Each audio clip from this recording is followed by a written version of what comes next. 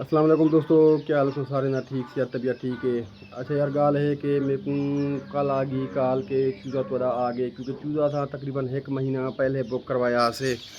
और महीना खान बुकिंग पहले करवाना ये फ़ायदा थी गया कि साकू चूज़े का रेट जरा था इंतहाई मुनासिब और सस्ता मिल गया।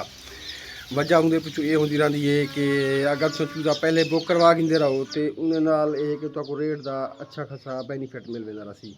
तो मेरा एक दोस्त आ फार्म जे लाया हुआ हूँ काफ़ी हद तक ज़्यादा चूज़ा मंगवाए, तो नाल मेरा भी चूज़ा मंगवा गई जिन्हें मेरे को किराए की बचत थी गई है। तो क्योंकि महीना खान पहले एडवांस पैसे देने का यह फ़ायदा थी गया कि चूज़े का रेट सब मेरे को ठीक मिल गए।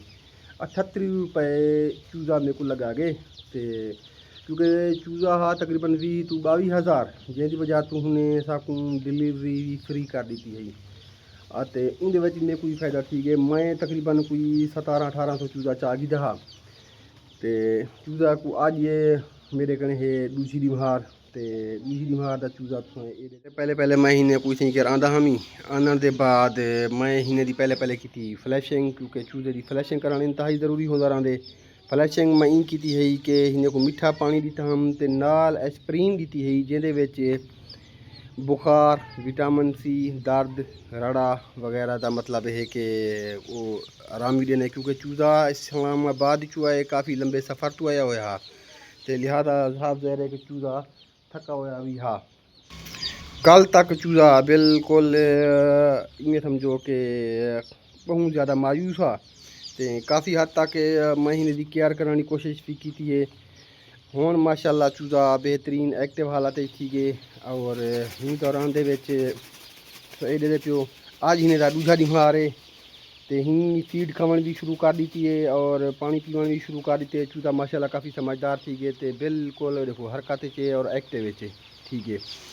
तो हिन टाइम तक अल्हम्दुलिल्लाह 24 घंटे गुजर चुके हैं। तो मेरे कने कहीं किस्म की कोई मोर्टैलिटी वगैरह नहीं थी। चूज़े की मोर्टैलिटी होती रही है, क्योंकि ये मोर्टैलिटी एक नॉर्मल चीज़ है। 100 अगर तुहाडे 5 या 7 तुहाडे अगर डेथ थी पी है तो कोई मसला कोई नहीं होता रहा।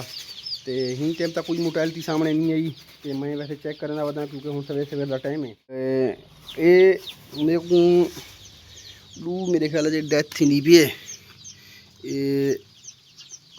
एक तो शायद मरदा पे तो लेकिन ये मर गए। इसका मतलब है कि दूध की सारे गणे इन टाइम तक डेथ थी चुकी है।